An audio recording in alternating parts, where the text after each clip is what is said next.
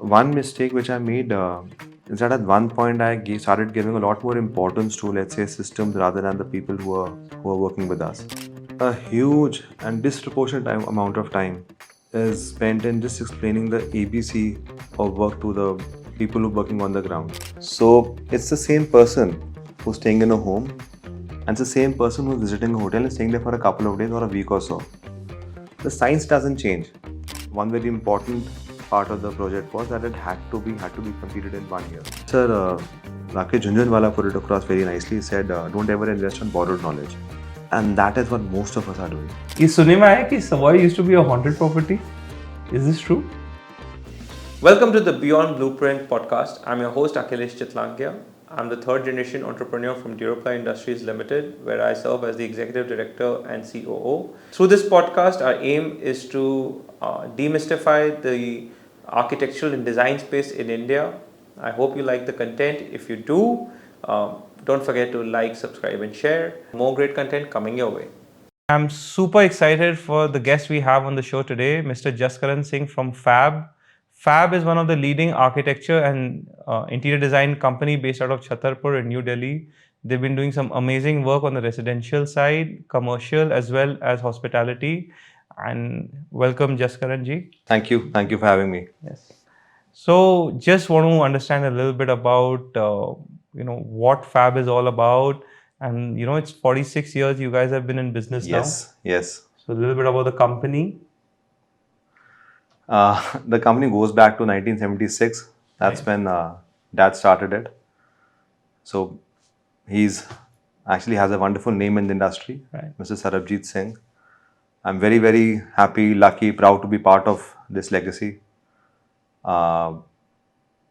Initially, when the company started, the majority projects were hospitality, a lot of work for ITDC, ITC, and then as time went on, we started doing houses also, about 25 years back. And since then, we've had a healthy mix of hospitality and residential projects. I stepped into the company in 2004. So me and my wife, we joined the company at the same time. We've known each other since college and working together ever since. My brother joined in 2006. So it's become a family business. Right. The difference is in this profession, each person has to qualify and then step into the work. Right. So we've been through the process of first qualifying, somehow earning a position, and then becoming part of this company. You said you met your wife in college, and I know both of you graduated from SPA. How was life in SPA? I know it goes back a long time, but how was that experience, and what made you and your wife connect with each other? College life was it was a huge surprise. There are so many avenues that I realized we are learning from. And in fact, perhaps the realization happened much later. But if I look back now, I think the learnings were not just, of course, from their teachers, but also from other students, time that we spent thinking, rethinking, and rethinking about our own work. So the entire process of it, even the time when we thought, in fact, we were not able to deliver something, perhaps those were the times when we learned most. Right. Because we perhaps pushed our minds, our brains to the point where we wouldn't have been able to under easy circumstances. Physically, it was very, very demanding. Long working hours, huge number of assignments, marking assessments were quite tough. Right. But I think all that is a necessary part of preparing us for this, for being able to be delivery ready in the field of architecture, interior design, and is part of this construction industry as a whole. And you met your life partner there. Under these circumstances, yes, I think personal bonding under these situations becomes better. So we made some excellent friends in college, and we are best of friends till now. Me and my wife, we've known each other from the first year of college. We started seeing each other from the second year of college, and it's been a wonderful journey with her also so far. How is it that you're at work with your life partner and at home also with your life partner? How does that dynamic play out? कुछ घर की problem काम पे and काम की problem घर पे नहीं आ जाती? Definitely, बिल्कुल आ जाती है. How do you deal with that? Well, initially it was much harder. Um,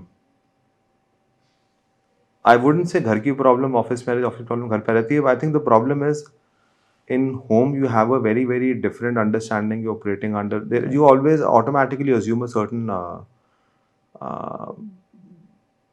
hierarchy of sorts. On certain things, perhaps my wife would be taking certain decisions. On certain things, I might be presiding over certain decisions. Uh, I think in a working environment, anyone who steps in, um, you wait for some sort of hierarchy to emerge and automatically emerges, even if it is not so well defined. When we come from the same family, even it could be the same for, let's say, a father and son, two brothers, and we have it, all of those equations inside our work environment. We just expect the other person to agree to us, respond to us in a certain way, and of course, they have their own strong minds and clear minds, and they are visualizing things perhaps in a different way, looking at things from a different way. So it just took some time, in fact, a lot of time, to come to a better, or perhaps more mature understanding. So that's how it is. Coming back to your dad, I know from our personal conversations in the past, you have a very special bond and a relationship with him. Growing up, you've seen him struggle. How much of that has shaped you into where you are today? I know you guys have not had it easy on a plateau. So do you want to share that story? Uh, yes, it's something that actually I'm very proud of. In fact, I'm grateful for. I think because we've seen definitely some not so easy times that I would like to think it's kept me grounded. Uh, there is nothing that I we ask or I would ask my team to do which I'm not ready to do myself. Whether it's going through more punishing schedules, whether it's putting in the long hours. I think that definitely comes from what we've been seeing as children. I mean, he is as hardworking today as he was those many years back, and I'm really thanked that he's been able to keep himself very healthy, very fit, and of course continues to be an inspiration to us as much he is today as he was those many years back. So all the hard work that he put in, the long hours that he put in, and also while doing all of that, even when we were going through some difficult times, as children, we could see that things are not easy, but we were never left wanting for something. Whatever we needed, whatever we really needed, it was always provided for. I don't know how he was able to really strike that balance where we could see all the hard work that was going into it, feel that things are not really as comfortable as should be, and still give us that mental comfort that we can ask for anything and get it. So that balance created by both mom and dad was something beautiful, and I really don't think as parents we've been able to do that as well with our own kids.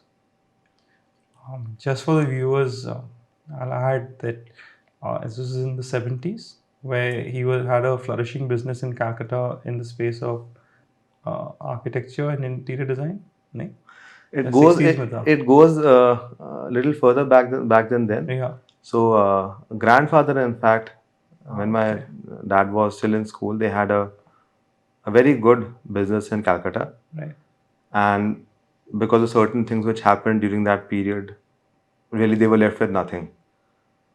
And in good times, they had built a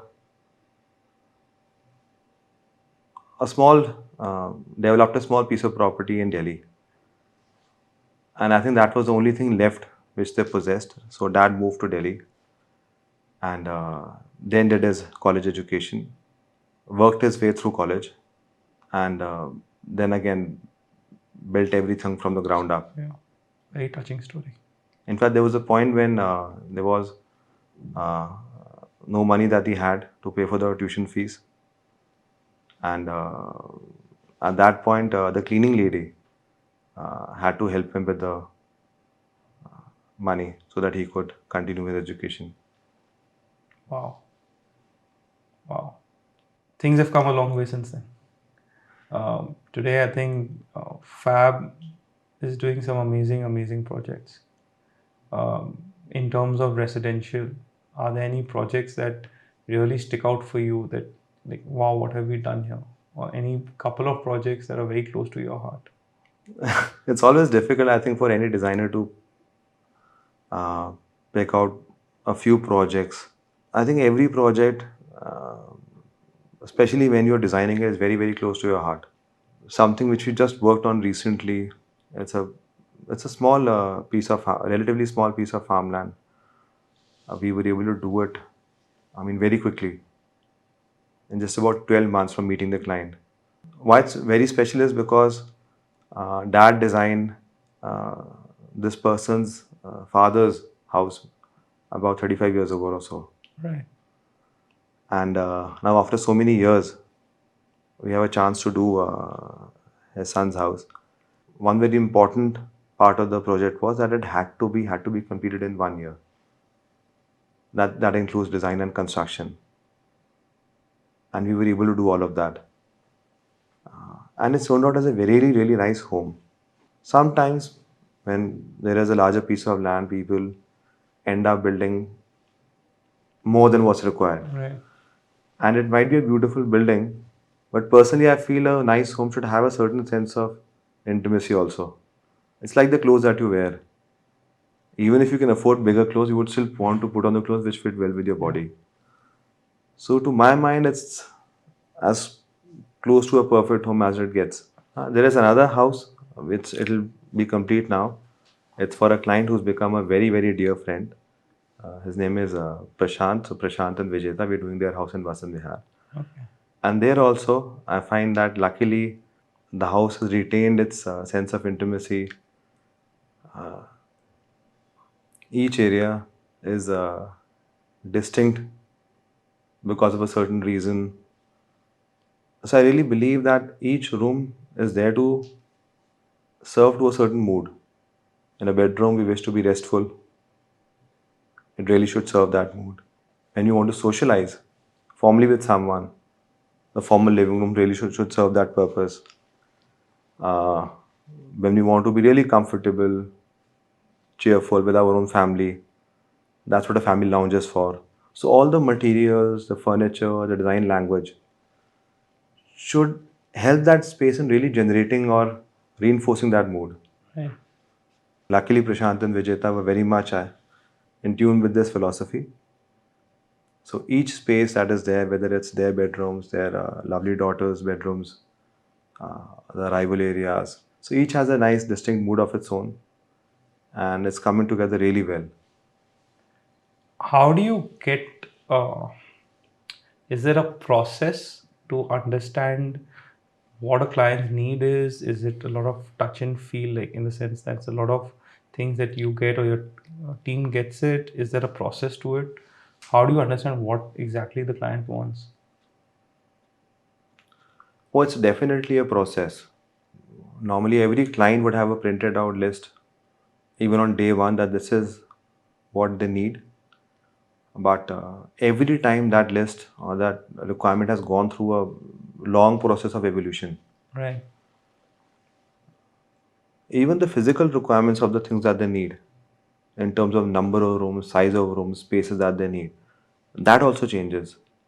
And really, what they're looking for is we only get to know after we've spent a lot of time with them. So, how they express certain things, judging from their reaction to what we've spoken about, how they emphasize on about certain things which they need as part of their lives. Right. All that put together is really how we really start developing. All that put together helps us understand what kind of home they would actually be happy in. I think it has to come to a point, for me at least, where I can really start thinking like them. Once I've reached that stage, once I've actually stepped into their shoes, That's when I can start taking decisions for their betterment. And it takes a few months really to get to that point. Where do you learn this? Because this is not taught in any college, it's not taught in any course. These are basic human understanding skills, people skills. Where did you learn it, and what advice do you have for people who are coming into this industry as interior designers or as architects? How important is this over every other skill that you need to be a success in this industry? See, there is a difference when one is doing a home or doing any other sort of building. Right. If it's a commercial project, it's definitely not necessary to visualize things to this extent. A good design, a good generic design will definitely work. But when you're doing a home, I mean, each occupant's needs, aspirations, dreams should be catered to. How does one learn this? I think most people have the capacity to really understand what the other person is looking for. An additional skill or perhaps a talent that a designer has is that they can translate that understanding into visuals. Yeah. When I'm trying to understand someone's requirements better or their needs better, at least in my mind, some visuals start popping up. Then it's just a matter of really putting those visuals down on paper and sharing our ideas with the clients. And I've seen that after a couple of months, we are pretty much on track. So this theory, luckily, I've been able to try it for many years now. First, really trying to understand what they need, allowing my mind to really create those visuals, Right. and then transferring those visuals onto paper, and then taking a feedback. How does one learn this? I wouldn't know, but I think most of us, especially in the design field, with empathy and patience, we can operate like this. So, this is very well put. Empathy and patience. I think it's anywhere in design or at a leadership position at any level. I think those are the two most critical skills that are required for success. But you mentioned this about the residential side, and it's very different when you're doing something on the commercial side. And I know Fab continues to, and in its history, has done a lot of hospitality projects. Yes. What do you see is the biggest difference between the two projects? How do you mentally change your thought process? Because when you're down the residential side, and then to do to switch to a hospitality project, I'm assuming there's a very big difference in the mindset with which you approach work. Can you elaborate a little bit on that? And thank you for asking this question because I've had a lot of, I've already invested a lot of time explaining to people that the science of doing residential spaces remains the same. Okay. So it's the same person who's staying in a home and it's the same person who's visiting a hotel and staying there for a couple of days or a week or so. The science doesn't change. I really believe if really someone is trying to design homes or hotels by, let's say, thumb rules, then it's a very, very different thing. But if actually we understand the science of it, it's the same person. We have to cater to the same person, very similar needs. Yeah. Then the application of the science differs a bit, but that's about it. As far as the process is concerned, yes, there is a significant difference. When we do a home, we're starting from the micro and moving out towards the macro. Right. In a hotel, of course, we have to start with a larger master plan and then develop the interior spaces. In terms of planning, it's definitely more complex. We have to cater to a lot more things than one needs to cater to for a home. We can also take the luxury of doing something which is a little more surreal or with which one wouldn't be happy living with on a day-to-day basis, but is happy experiencing once in a while. Right. That's when that's a luxury we use when we do a theme-based restaurant, for instance. or a glamorous banqueting hall. But if you ask me, I find more similarities than differences. Interesting. Never saw it from that perspective. Um, Couple of hotels that you may have designed, you may not have designed, but stand out as like your favorites from the moment you stepped into the property and it like wowed you. Anything like that? As a child, I've visited many hotels. Right. I've always loved the Hyatt at Bikajikama. Yeah. That experience of spaces fascinates me to this day. First, the arrival experience, that very interesting pocket that they found for the Polo Lounge, Right. that walk up to La Piazza, Yeah. the all-day dining or the coffee shop, and the nice volume which is over there. So each F&B outlet has a very distinct character of its own, Right. and they've created such an interesting space pocket for each of these restaurants. So that's one hotel I've been visiting as a child, and I still love to go there even today. One that we have designed, the Savoy in Missouri, is very, very close to our heart. It was a huge responsibility, in fact. It was built way back in 1902. Right. And since then, for more than 100 years, there was really no effort which had gone into taking care of it. And when we, let's say, inherited that responsibility, it was in shambles. So structural retrofitting, modernizing in terms of engineering, but really recreating as it perhaps would have or should have existed more than a century back was what we really enjoyed doing. And I think we've been lucky in that sense because it just takes you back in time. We try to be really, really true to its essence and concept. And I'm really, really happy that it's doing so well because that property, that place deserves that kind of recognition. This is the one right on the mall road, correct? Yes. Yeah. My dad had recently gone and stayed there. And I kept telling him that you're going to Missouri, go to the JW. Yes. And he was hell bent. He said, no, I'm going to stay at the Savoy. And I think he was there for 4 nights and he came back and I asked him. So they'd gone from meal to JW. Right. So I was like, and I told him, I said, once you go there, you realize that you made a mistake. And he came back and he said, he didn't make the mistake. I had made the mistake of, I mean, great property. The JW Missouri is a beautiful property, but I think the old world charm, and especially after you helped in your Fab, got it restored and everything, designing it all out. I think it's doing extremely well. So yeah.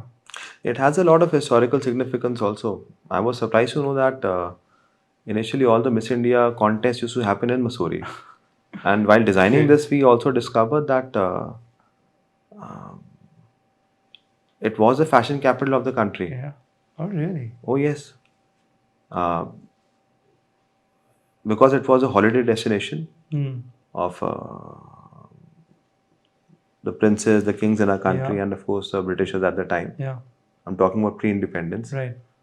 So that is where they headed to during the summer months. And in fact, unlike today, spent a good part of the summer in those months.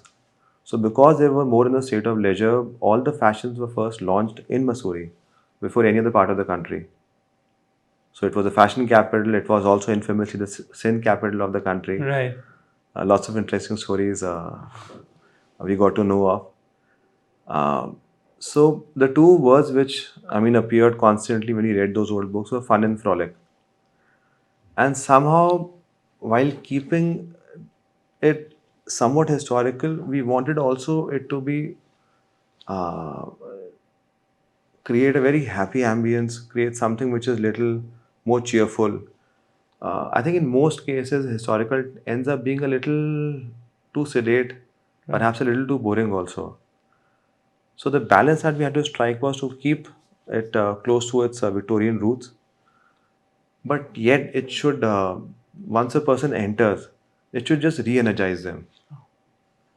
And we've had such wonderful stories over there now that uh, 10, 20 different families would land up in Savoy. And next day, they'll all be best of friends.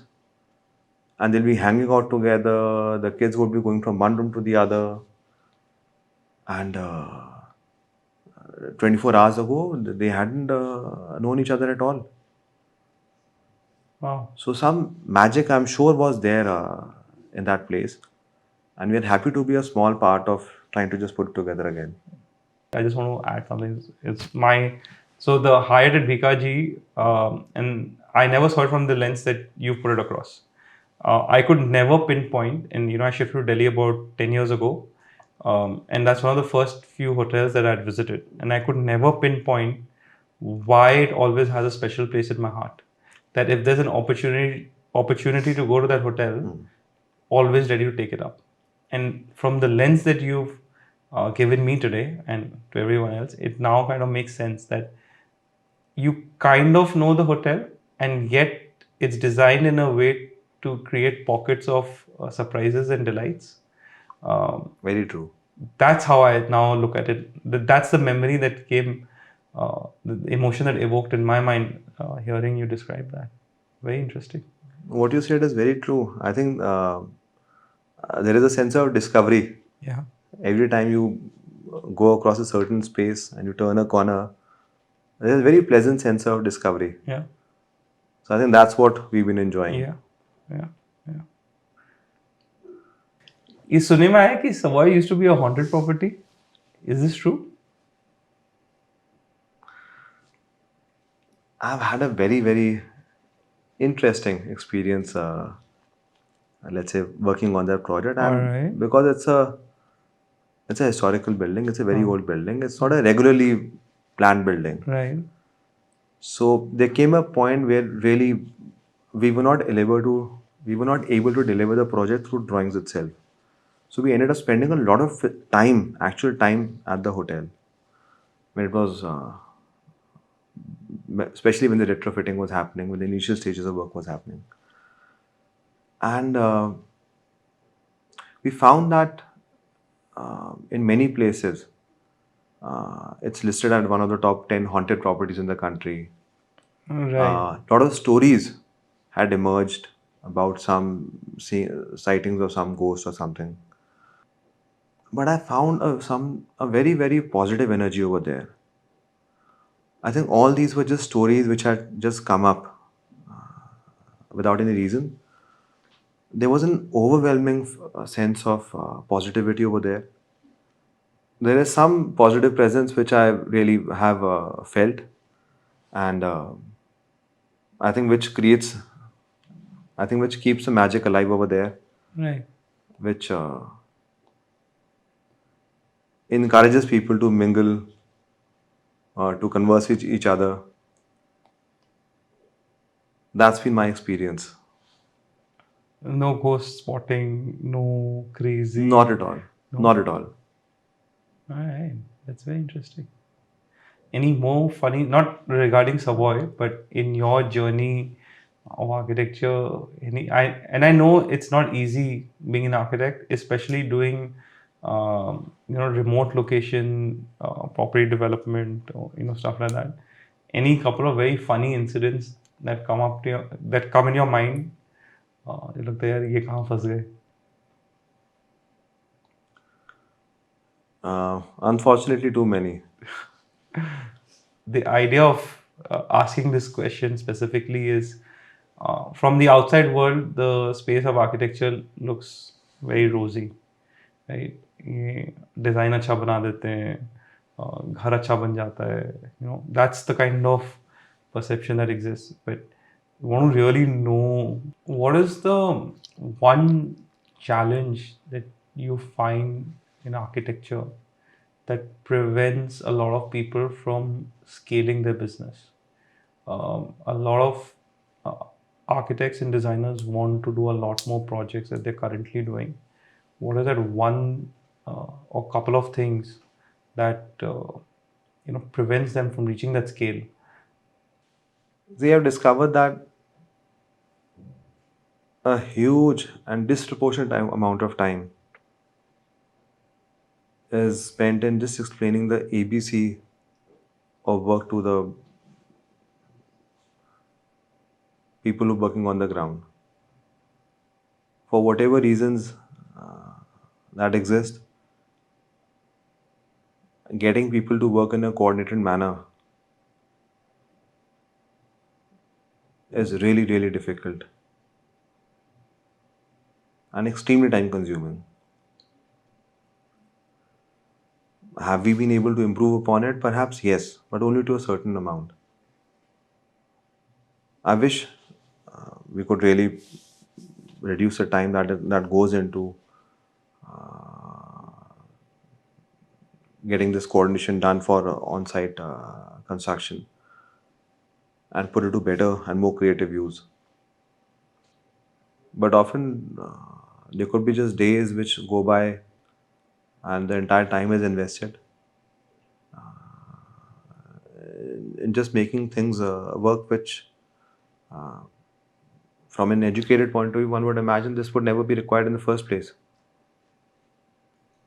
It leads to a lot of misunderstandings also. I find me, myself, the team constantly justifying, explaining, clarifying things to the clients. Anything else? Yeah, most of it is stuff like just again just explaining to people that what has been done. We need to. I mean, just not. Sometimes the clients just don't realize what has been delivered to them, and we're debating about things which shouldn't be debated upon. Ki information is there, information is not there. In today's day and age, it's not something that should be debated. There is clear visibility of what has been delivered, what has not been Right. delivered. So it's unfortunate that we still have to spend time explaining these things. There are misunderstandings because of these things. On, let's say, on perhaps on part of some clients, there is not a realization of when they ask for a change at a certain point. Right. To what extent reworking would have to be done, how much time it would need to be done. So not only does the timeline of that client falls behind, even something else that the team has now working on for some other Right. project, that also starts falling behind. So that's, to me, that's the biggest challenge when you're doing homes. Do you mind sharing a couple of mistakes that you've made? One mistake which I made, and I really wish other people can guard themselves from making the same mistake, is that at one point started giving a lot more importance to, let's say, systems rather than the people who are working with us. Right. The theory that I bought into was that in a factory, in an industry, things are made so systematic that each person knows exactly what they have to do, and the product comes together as a whole. And it's, of course, it's true. And I try to I try to break down a project into individual tasks. Try to get in people who could just perform that particular task, Right. and because they would be doing it repetitively, they would get better at it and do it more accurately.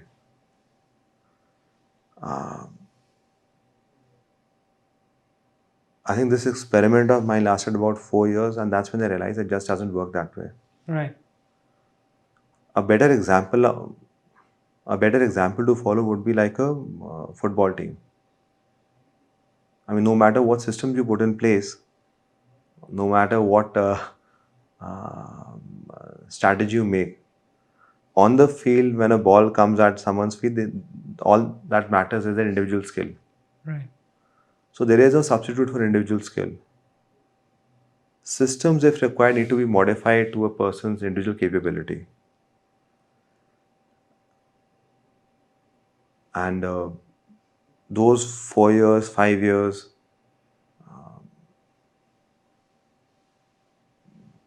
I lost quite a few good people, lost a couple of very good friends also who had become friends in the process, who were part of the workforce. Right. And I see people around me making the same mistake. And I just wish that they start giving a lot more importance to individual skill rather than the system and this fragmented approach towards work. See, when someone is coming to, let's say, our company, any other company, they're hoping to make something out of their lives. Yeah. So it's a huge responsibility they're giving to us. I think at the very least, we have to get them to a point in their life where they can become more complete individuals, more complete designers. And more than anyone else, I find the environment now much more intelligent, much more nourishing for the others, even for myself. So, out of all the mistakes that I would have made, this perhaps would have been my biggest one. And this perhaps definitely is my biggest learning in this 20-year long journey. Very powerful. Very true. Individual skill married with teamwork. An environment that fosters the two together. Yes. Well, that's every leader's dream to build that. No, we can't, I've realized we can't have everything. Right. So, it's all matters to what you give more importance to. Right. Like I said, if we give a lot of importance to systems rather than people, well, it didn't end up very well for me. And I took the opposite route, and I'm much happier with that system. Also, one thing which I found very helpful was that if something that we can teach, I'm okay if that person doesn't know that on day one. If something requires a natural gift, I'm much more keen on hiring a person or getting a person on board who has a natural gift which really we cannot teach. Yeah. So, design sensibility, intelligence is something we cannot teach. If someone has these two capabilities, and if they know very little of how to make drawings or let's say materials, we're happy to get them on board.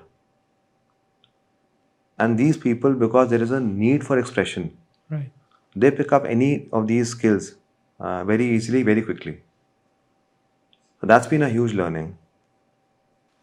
I actually resonate with a lot of things you're saying. I've made uh, the same mistake at work, and you know, COVID COVID made me realize that the lockdown process on the type of team that I want at work were the people that, as a leader and for the business as well, who gel well with the company, and that's kind of changed our hiring philosophy. Now, coming to hiring philosophy, how do you know? How do you, like, in a 1 hour or 2 hour interview? How do you check out if the person has the right type of, as you said, the hidden talent? Do you get them to just give them a piece of paper and say, "Okay, draw me something"? How do you go about it? That sometimes is a part of my interaction with them. But more than anything else, what I'm trying to gauge is their capacity to absorb knowledge, information from the environment in which they've already been exposed to. So, my first line of questioning is about what work they've been doing.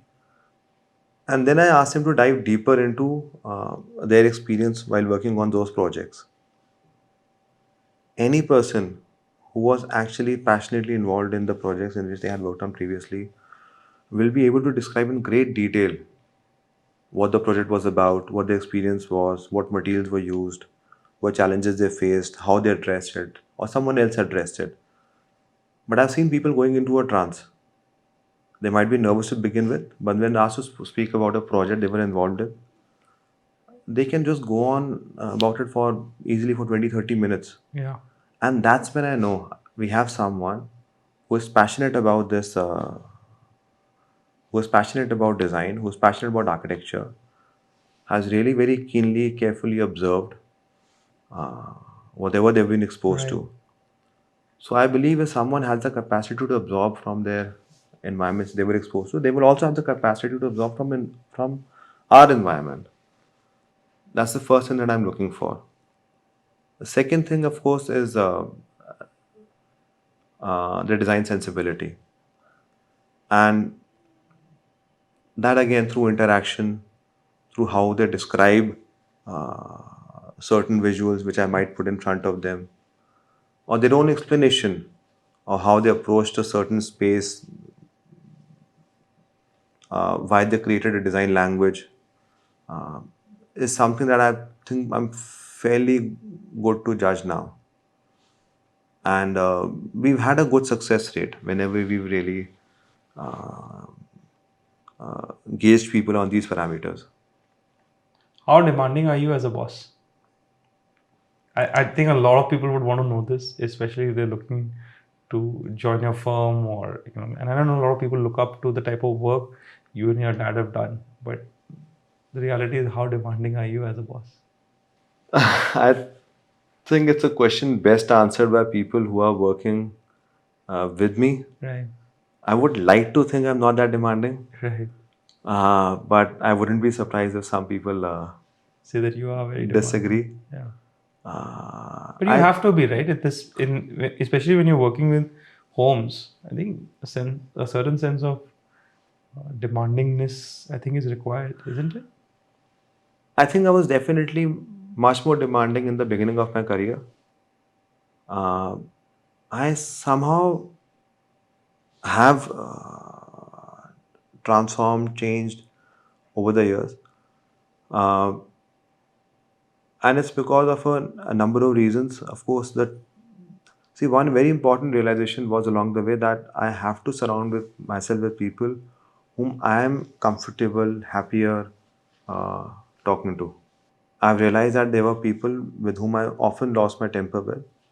And instead of actually getting down to where the problem is, whether the problem is with me or with them, one can call it a selfish decision, but the decision was if I'm not getting along with someone, neither is it benefiting them, nor is it benefiting me. Yeah.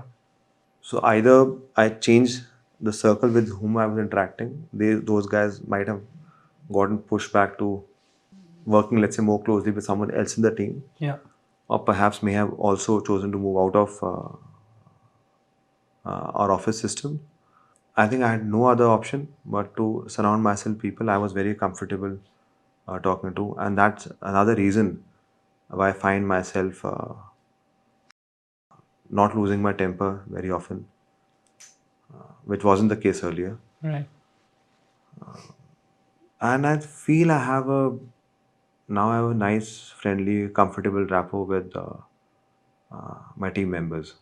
And I think still the reality of the struggle, the effort, the pain that goes into what designers create as living habitats, till that is not given the right weightage, is not contextualized to an extent, people will always treat architects in India as, sorry to say, and still in tier 2, tier 3 cities, they still call them engineers, right? Um, and it's only recently that tier 2, tier 3 cities have seen a lot of architects flourish. A lot of great work. I know you guys are doing a lot of great work. I know there's a very thriving community around it. This has really changed, in my opinion, in the last 7 to 8 years. Uh, COVID has definitely speeded it up. What's been your experience the last 15, 16 years in this industry? What are the changes that you've seen or are seeing right now? How do you look at India's infrastructure development happening over the next 4, 5 years also? See, as far as work that we are doing and similar work across the country that is happening, the product palette, the material palette has really become huge. Right. I think that's one thing which has made spaces that we design much more interesting, much better in fact. So availability of these products, materials has made a huge difference. Secondly, of course, awareness of whatever is happening in the world has become so much easier. I'm sure decades ago, people only who had traveled well enough could get exposed to some beautiful buildings, beautiful spaces, but now it's at everyone's fingertips. Yeah. So earlier, the kind of exposure someone might have acquired in 20, 25 years, one person who can find a dedication can really acquire a similar exposure. It's not the same thing as going to a certain place, but then even getting that overall exposure, sitting on his laptop or tablet, can get in a much shorter period of time. But this exposure of material and designs, what's the impact that technology is having in your work area? Because with Google, Pinterest earlier, and now with AI coming into things, how do you see that playing out in the near future? It's become more challenging, and definitely in the short term, one can say it's become harder. But I think we need challenges like these to shake us out of our comfort zone. It's the same thing that I think AI will also do for us. Human mind so far has shown the capacity. Look at the technology around it and go beyond it. I think the same kind of fear our people would have had when industrialization happened for the first time. But then they could think of ways to go beyond it and develop things further. Same thing would have happened with the computer age. But then now we find ourselves, because the computers are able to do a certain amount of work for us, we are able to go beyond that. To my mind, it might be the golden age for humans, because AI will be able to do a lot of work which we had to spend hours to do. Right. Once that is done for us, what the what our mind will be capable of creating in different fields, I think will be really unbelievable. What do you think? Where's this country headed? As an architect, how do you look at the type of growth that we are seeing right now? Where do you see the future going? I think the future is very bright, and decade on second, we're seeing a great improvement in the kind of buildings that are coming up. We've just gone through, and I think adolescent period where we were still getting a grip on things, and some things came about which perhaps weren't as good. But I think we've crossed that period. You can open up almost any company's website, and there'll be at least something which will be really exciting that they would be developing. One another beautiful thing that is emerging is people are now finally choosing to getting into very specialized roles. And I think specialization is really need of the hour. You asked a question earlier about teams and how we hire. I think there is just so many things that has to be looked into or looked after when one is making a home or any other building. There is lighting, there is furniture, there are windows, window dressings, there are bathrooms, there is also vastu, there is color, and tens of other things. In an ideal world, we need specialized people looking after each of these. My vision for my company is that going forward, we can bring in these specialized people into the company and start focusing on these individual areas more than before. Even at a country level, we started, I think, with lighting designers. We have lighting designers now, which wasn't the case maybe 15, 20 years ago. Yeah. There are people who are focusing just on the decoration bit. Again, this wasn't common earlier.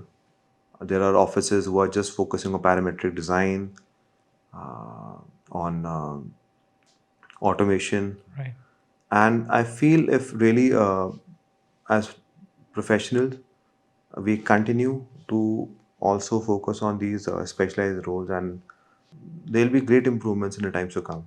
7 years ago, when we made our experience center in Kirtinagar, we got hold of a lighting specialist, but it took us forever to get hold of someone. But a lot of people called themselves lighting specialists, but they were they were not. They did a good job. They understood lighting, but um, I think this ultra specialization, especially, and if it can be scaled in a collaborative way, as you're planning to do with Fab, that would actually take India's architectural space to the next level. And I hope that happens. When you drive down the roads of India and you see suddenly in the middle is a plot of land and एक घर एक box design में खड़ा हुआ मिल जाता है, अंदर से क्या फीलिंग आती है? You know what I'm talking about, right? I understand what you're referring to. हाँ, See, we can maybe joke about it, we can talk about it, we can be critical of it also. But our country's had a very, very complicated history. yes. Frankly, I think at times it's a miracle that it's held together this diverse population and huge population for centuries. In spite of all the problems that it's faced, hasn't disintegrated like other countries have, other places Yeah. have. So I'm very accepting of the things that are around me, and I think it deserves to be given a lot more time before we see things getting on a better track. We are definitely on the right track. What I remember seeing our country as a child, I think it's really changed dramatically since then.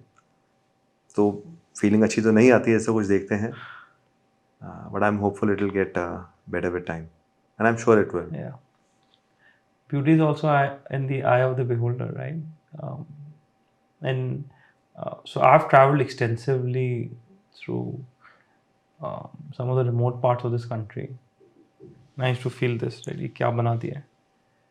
But वो जो pride जिसने बनाया उसके अंदर होती है ना कि मेरा पक्का मकान बन गया, Right. right?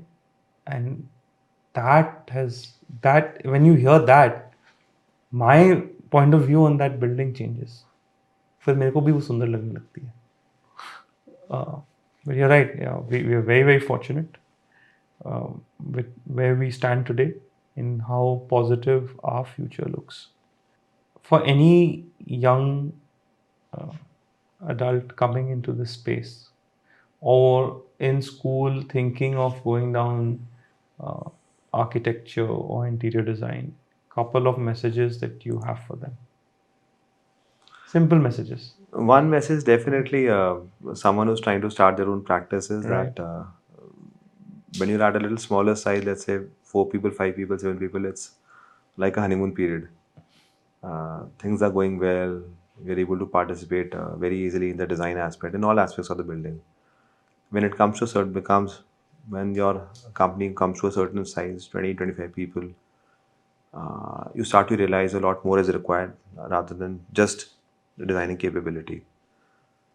And when you come to a much bigger size, you realize really what nurturing people is all about and how much it is required.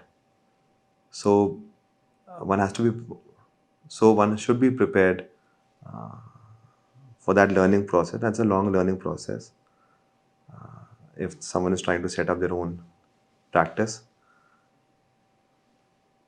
and for everyone in general, designing is one thing, but to apply your design capability, one needs to develop a better understanding of life also. I think in almost every profession that I can think of, having a technical expertise of the profession is one thing, but one is not able to apply the technical expertise until and unless they have a better understanding of life. And that comes with time and experience. Can you elaborate a little bit more on better understanding of life? What does that mean for you? I know it's a very individual thing.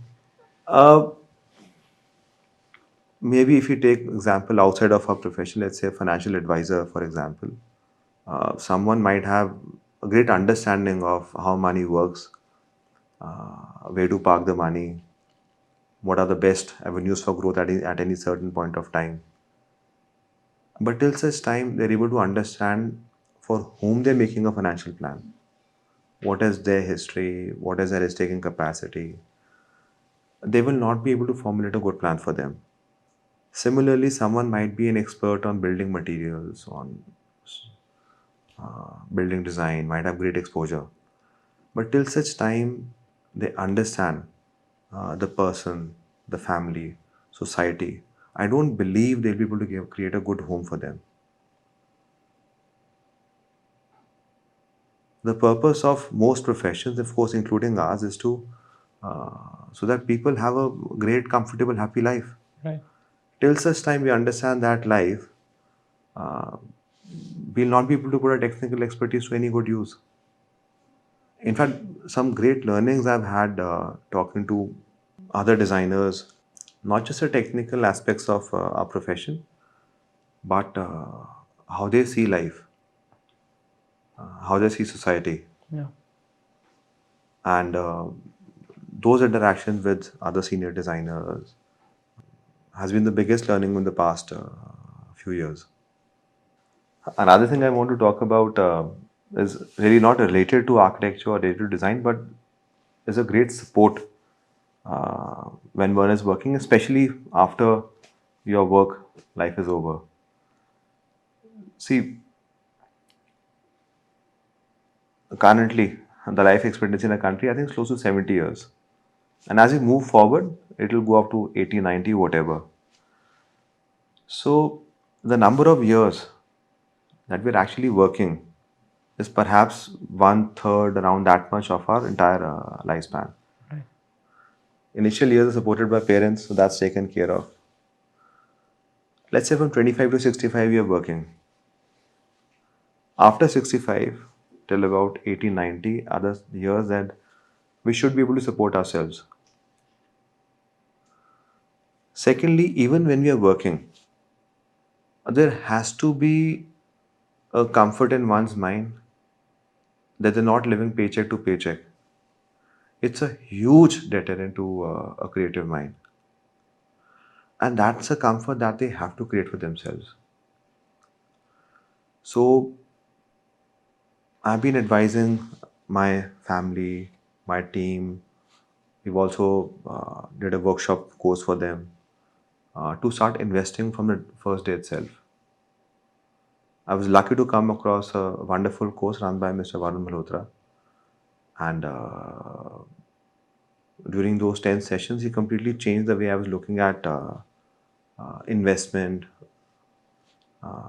finances. That's when I got to learn about the power of compounding. Even smaller investments made initially in one's work life, it ends up being a huge amount later on.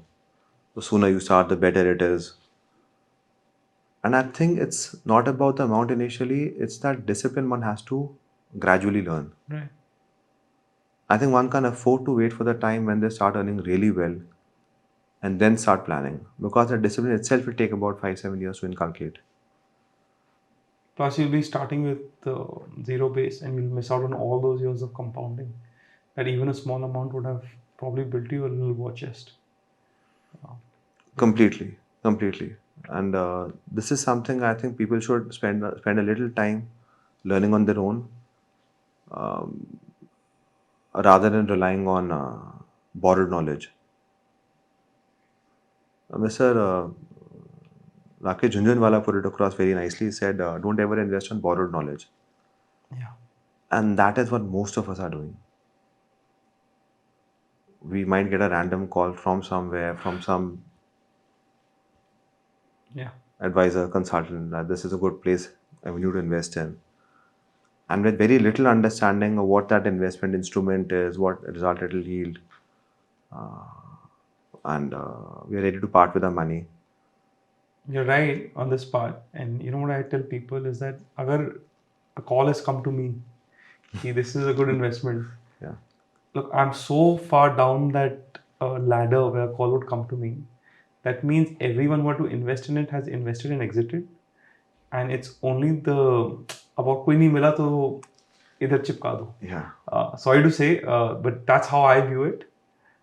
What are the investment avenues like? Basic, like, क्या होना चाहिए उनका investment portfolio में? I know you're not an expert and you're advising against it, but what is in Mr. Jaskaran Singh's investment portfolio? What do you invest in?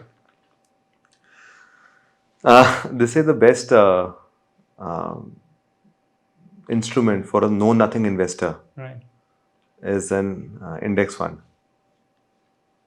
So that's what I invest in. So 50 years from now, 30 years from now, we don't know which companies would still be surviving. Right. But we do know for sure that 20, 30 years from now, there would be certain companies which would be the top companies of that on that day. So whatever we invest in today in the index will keep on moving Yeah. and it will get transferred to the companies which are doing better.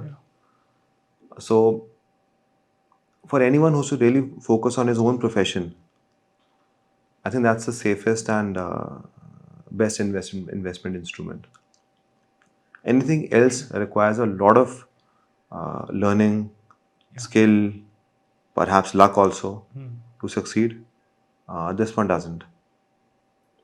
Thank you, Jaskaran, for a wonderful talk. I think some of the insights you've given are absolute goldmine for budding architects coming into this industry. And with, it's been an absolute pleasure speaking with you today. And thank you so much. Thank you for asking these wonderful questions. It was wonderful hearing one's own thoughts, and of course, getting better insight Yeah. into things.